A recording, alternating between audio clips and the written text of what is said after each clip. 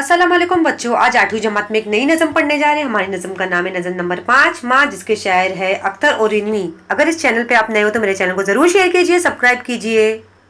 पहली बात, दुनिया के तमाम रिश्तों में सबसे मोहतरम रिश्ता माँ का होता है। जैसे बच्चों, मैंने आपको बताया है कि अल्लाह ताला ने माँ का दर्जा बुलंद रखा है। जैसे माँ के पैरों नीचे, माँ के पैरों तले जन्नत है, माँ के कदमों के नीचे जन्नत है। जैसे हम माँ बाप के ज़रिए दुनिया में आते हैं तो अल्लाह ताला ने माँ को बहुत बड़ा दर्जा दिया है, माँ के कदमों के नीचे जन्नत रखा है। अल्लाह के रसूल सल्लल्लाहु अलैहि वसल्लम ने फरमाया कि माँ के कदमों तले जन्नत है, यानी जो इंसान माँ की खिदमत करे वो जन्नत का हकदार है। कि अल्लाह के रसूल सल्लल्लाहु अलैहि वसल्लम ने क्या फरमाया कि माँ बहुत ही मेहनत मशक्क़त से बच्चों को जन्म देती है, उसकी देखभाल करती है, उसकी परवरिश करती है, उसकी तरबियत करती है, तो इसलिए वो जन्नत का हकदार कहलाती है।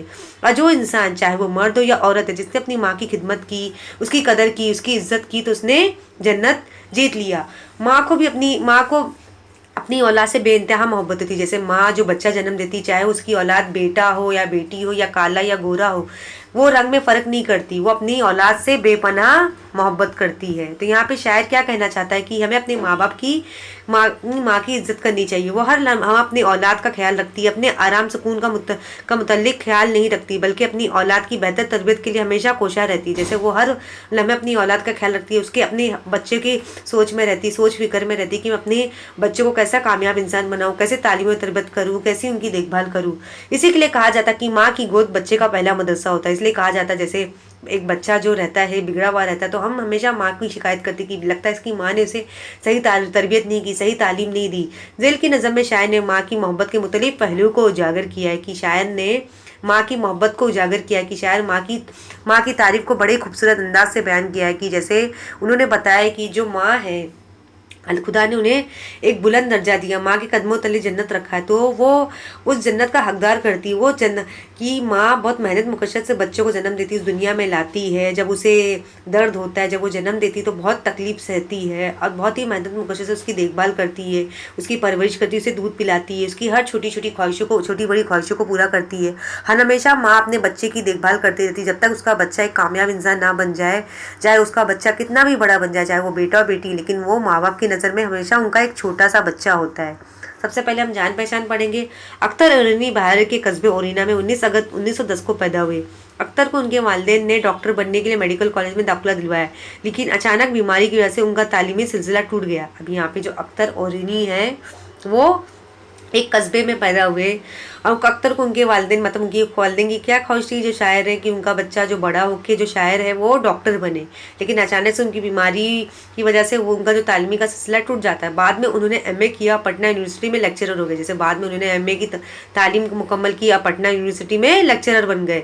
अख्तर एरुनी ने तंकीद, अफसाना निगारी, नावल निगारी, ड्रामा नवेसी, शायर के मैदानों में कामयाब तवा आजमाई की। जैसे उन्होंने तरह तरह के मज़ामीन लिखे, तरह तरह की नज़में, कहानियाँ लिखी, गज़लें लिखी। उन्होंने तकरीबन 2 दर्जन किताबें तसनीफ़ की। जैसे जो शायर होते हैं, उन्होंने 2 दर्जन किताबें लिखी। अंजुमन आरजू, शायरी, पस मंज़र, अफसाने, हसरत व तामीर, नावल, कदर नज़र, तंकीद वगैरह उनकी तसनीफ़ात है।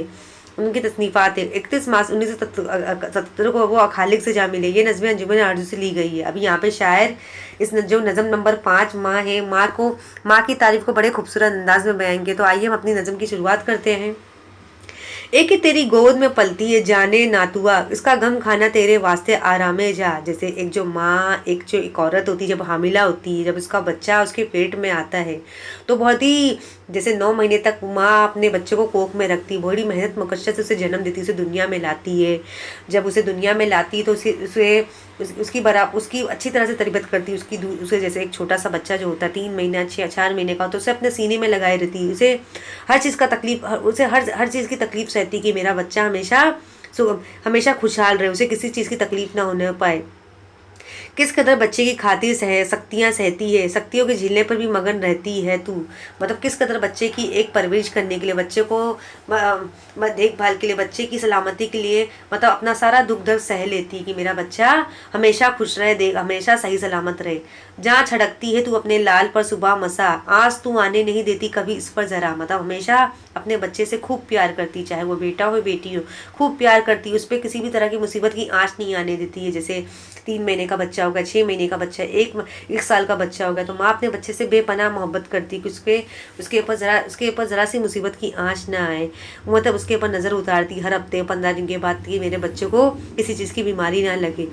तू है अब ज़िंदगी का चश्मा इसके वास्ते, तेरा साया हमका साया इसके वास्ते। मतलब तू हमेशा उसका साया बन के खड़ी रहती कि मेरे बच्चों को किसी चीज़ की तकलीफ ना होना पाए। अगर किसी चीज़ की ज़रूरत होती है तो माँ हमेशा फ़ौरन उसके लिए हाजिर रहती है।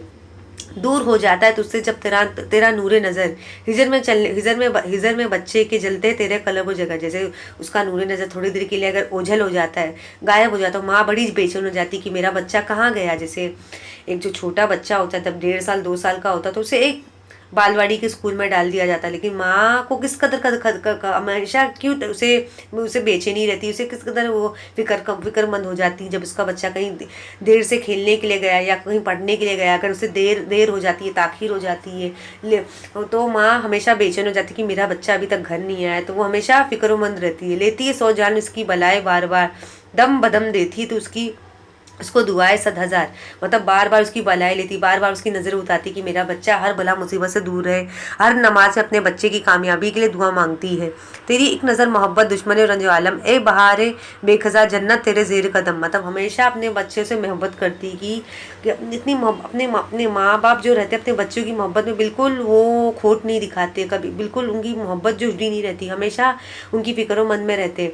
परवरिश पाती तेरी गोद में इंसान है, तेरी आगोश में मिलती है इसको तरबियत। जैसे माँ बाप अपने बच्चों के लिए काफ़ी कुर्बानियाँ देते हैं, उनकी छोटी बड़ी ख्वाहिशों को पूरा करते हैं, उनके लिए कपड़े लाना, खिलौने लाना, खाने पीने का सामान लेना, उनकी तालीम व तरबियत को लेके कि उनकी ख्वाहिश रहती है उनका बच्चा जो है बड़ा होके एक अच्छा कामयाब इंसान कहलाए। भले किसी भी शोबे में जाना चाहे, डॉक्टर, इंजीनियर, पायलट बनना चाहे, एडवोकेट बनना चाहे या उस्ताद बनना चाहे या कोई कारोबार करना चाहे, वो हमेशा कामयाब इंसान कहलाए। हीचे कोनेन की तेरे मुकाबिल दौलते, तेहरी तालीम से पाती कौमे रफ़ते। मतलब जो जैसे दुनिया में आपने बड़े बड़े इंसानों को देखा होगा, फौजी को देखा, सिपाही को देखा, अफसर को देखा होगा, ऐसे बड़े बड़े गुलूकार को देखा होगा, खिलाड़ी को देखा होगा, कारोबार लोगों को देखा होगा, जो बड़े बड़े इंसान हैं जो हमारी दुनिया में हमारी मुल्क के लिए काफ़ी कुर्बानियाँ दी है। तो ऐसे इंसान को कौन जन्म देती है? माँ ही। आखिर उनकी माँ ही वो ताकतवर है ना, जो उन्हें जन्म देती है, उन्हें दुनिया में लाती है, उनकी परवरिश अच्छे से करती है, ताकि हम ऐसे अच्छे बच्चों को देखते, अच्छे इंसान को देखते तो हम कहते हैं ना माँ बाप ने काफ़ी अच्छी तरबियत की तो बच्चा अच्छे काम कर रहा है।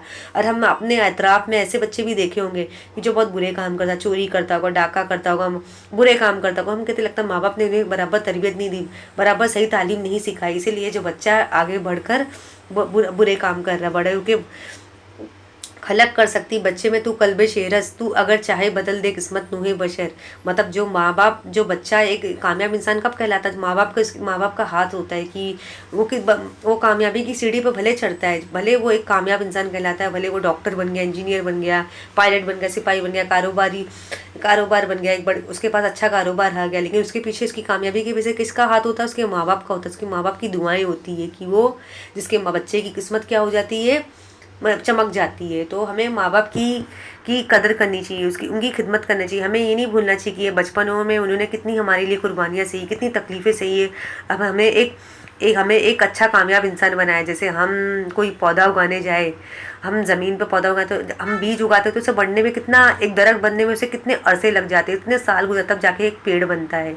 ऐसे ही माँ बाप अपने बच्चे की कैसी नशोनुमा करते, कैसी उनकी तरबियत करते। एक छोटा सा बच्चा रहता है, जब 1 महीने का रहता है, 10 दिन का बच्चा रहता है, तो फिर जब बालिग हो जाता है, 18 साल का, 20-25 साल का हो जाता है, तो माँ बाप अपनी हर चीज़ के लिए परेशान है। जब वो अच्छी तालीम याफ्ता कर ले, अच्छी उसे नौकरी मिल जाए, अच्छे घर में इसकी शादी हो जाए और हमेशा कामयाब इंसान का हमेशा अच्छे से रहे, तो माँ बाप हमेशा अपने औलाद के लिए फिक्रमंद रहते हैं।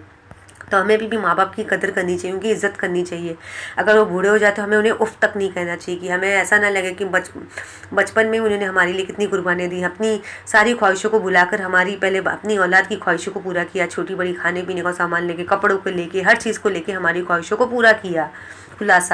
शायर कहता है माँ कमज़ोर नन्हे बच्चे की परवरिश करती है इसलिए दुख उठाती है। अभी शायर क्या कहता है? माँ एक कमज़ोर नन्हे बच्चे की परवरिश करती है। जो बच्चा ना समझ रहता है, जैसे 1 महीने का हो गया, 2 महीने का हो गया, वो उसके खातिर दुख उठाती है। बच्चे के लिए दुख उठाने में भी इससे राहत का एहसास होता है। जैसे वो उसका दुख, उससे राहत का एहसास वो हर हाल में बच्चों को देखभाल में मगन रहती है, हर हाल में बच्चों की देखभाल में मगन रहती है। इस पर जान छिड़कती रहती है, खुद तकलीफ उठाती है, मगर बच्चों को कोई तकलीफ नहीं होने देती। माँ बच्चे के लिए आबे हाथ का चश्मा है। जैसे माँ उस पर जान जान झड़कती है, बच्चे को किसी चीज़ की तकलीफ नहीं आती। माँ का साया उसके लिए उसकी गोया हम का साया है, जो बच्चे की तकदीर बदल देता है। जैसे माँ का साया हमेशा बच्चे पे रहता है, कि जो उसकी तकदीर बदल देता है। वो थोड़ी देर के लिए बच्चे की जुदाई बर्दाश्त नहीं करती, थोड़ी देर के लिए भी बच्चे की जुदाई, कि उसका बच्चा उसकी नज़रों से दूर ना रहे। जैसे बच्चे को लेट हो जाती है या किसी खेलने में या स्कूल से आने में, तो माँ जो है परेशान होती है, मेरा बच्चा अभी तक घर लौट कर नहीं आया। बार बार बलाए लेकर अपनी मोहब्बत का इजहार करती है, बार बार उसकी कामयाबी के लिए दुआ करती है। माँ की मोहब्बत की माँ की मोहब्बत की नज़र बच्चे की तमाम दुख दूर कर देती है। जैसे बार बार उसकी कामयाबी दुआई करती है। माँ उसकी नज़र हर हफ्ते 15 दिन में निकालती है, कि मेरा बच्चे को किसी चीज़ की मुसीबत ना आए। माँ की खिदमत का सिला जन्नत है। जैसे जिसने माँ की कदर की, इज्जत की, खिदमत की, उसने जन्नत जीत ली। जन्नत वो बाग है जिसकी नेमतें कभी ना खत्म हो गया। जन्नत वो बाग है जहाँ की नेमतें कभी खत्म नहीं होने वाली। माँ की गोद बच्चे का पहला मदरसा। जैसे माँ की गोद जो होती है, बच्चा जो पहली तालीम किससे हासिल करता है, किसी उस्ताद या बाहर वाले से नहीं हासिल करता, माँ अपनी माँ से हासिल करता है। बच्चे को इंसानियत का पहला सबक माँ की गोद में मिलता है। जैसे उसे सही गलत की समझ नहीं होती, सही गलत की तालीम कौन सिखाता है, उसकी माँ उसे सिखाती है। माँ की तरबियत इंसान को बुलंद दर्जों तक पहुँचाती है। जैसे अगर माँ जिस इंसान के पास माँ की दुआ है, माँ की ताकत है, तो वो इंसान कामयाब इंसान कहलाता है।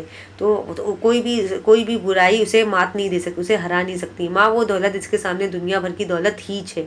मतलब माँ वो दौलत जिसके दुनिया भर की दौलत भी फीकी पड़ जाती है। जैसे हम कहते हैं कि ऐसी दुनिया में बहुत से लोग हैं जिनके पास माँ नहीं है, उनसे पूछे उन्हें माँ की कितनी कमी महसूस होती है। मतलब ऐसे लोग भी जिनके पास माँ नहीं है, दुनिया भर की बहुत दौलत है, लेकिन उनके पास माँ जैसी दौलत नहीं है, जो बहुत ही कीमती है।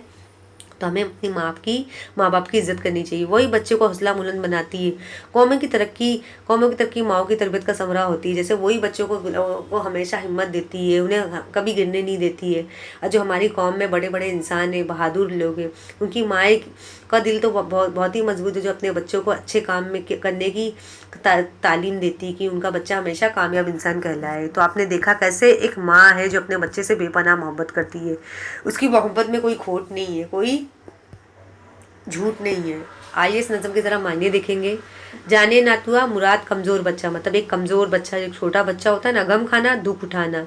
आरामे जाओ वो जिससे दिल को सुकून मिले, मतलब दिल को सुकून मिलना। सुबह मसा सुबह शाम आँच आना, नुकसान होना जिससे चोट होना।